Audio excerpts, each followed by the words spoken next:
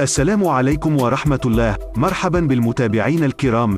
هكذا علقت الصحافة الفرنسية على مستوى بلايلي أمام ستراسبورغ. ولكن قبل أن نبدأ، إن كنت من عشاق الدولي الجزائري يوسف بلايلي، ضع لايك للفيديو واشترك في القناة لمزيد من الأخبار.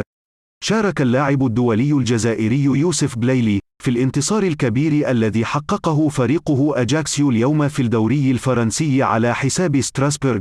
وسجل ابن الباهية وهران هدفان، وقدم تمريرة حاسمة في اللقاء الذي انتهى بفوز فريقه بنتيجة 4-2.